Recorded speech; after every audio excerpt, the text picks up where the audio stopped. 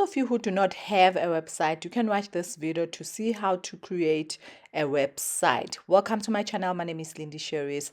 In this video, I am going to show you how to create a contact form for your website that you have designed on your own. So without wasting time, let's go to today's video. Let me show you how to create a proper contact form. As you can see, this one only has rows at Gmail and it doesn't look professional. So I'm just going to make things small so that I can fit my contact form and also move the social media handles and at the bottom. So you just go to text and click headings and then just put it there. When you right click, you would click a link, but then we have to go to Jot Forms to create the form first and get the link of that form to put it there. So when you get to Jot Form, you just click templates and then you select contact form.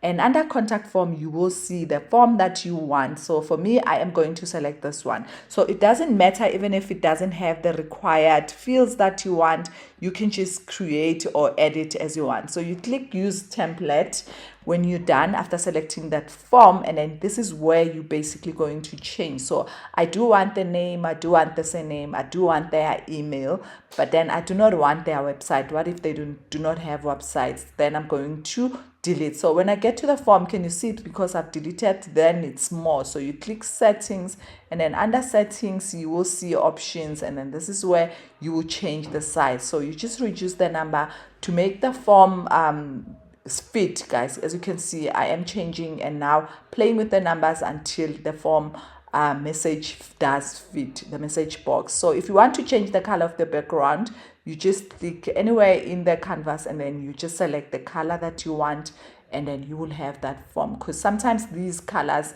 do fit in your contact form. So you do want to have at least similar colors, but then obviously when you do this, you will see more. So when you click preview, guys, you will see that on the left hand side top you do have a link. So this is how you will see that your form is generated. So you just copy this link.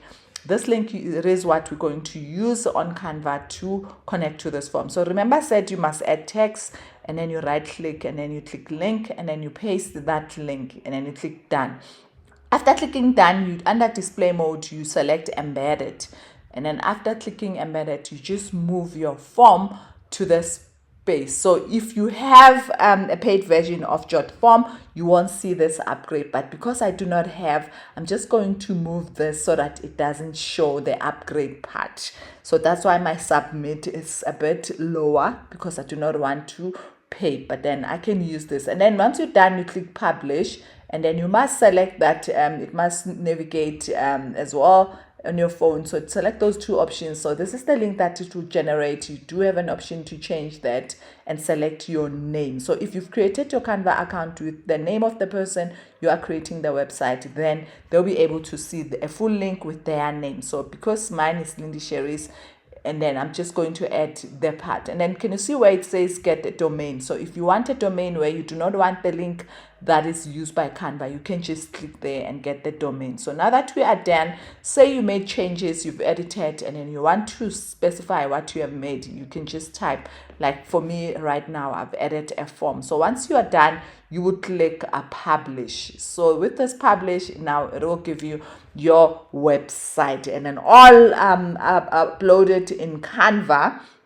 You don't need to pay anything, but then your link will have Canva on it. So as you can see, this one does have Canva on it. So when you click, you will see your website, and then you will see it as well. You can see the contact form as well. So it does look nice, and it's not showing the free version part at the bottom because I did move it at the bottom. So now that we have the form, let's test it and see if we will get the message. So I'm just going to enter something and send. So the message will be sent to the email address that you use to join Jot Form. So as you can see, we have a thank you message. So when I go to my form, so this is how you will communicate with your client if someone wants to buy something or whatever service that you are offering. So let's say you want to view whether it's for a laptop or a phone. This website is responsive. You just click preview, and then you will see that now I'm looking at this website from a screen model. So now here it is a one where it's just the phone, so you can see how your website is going to look using a phone. So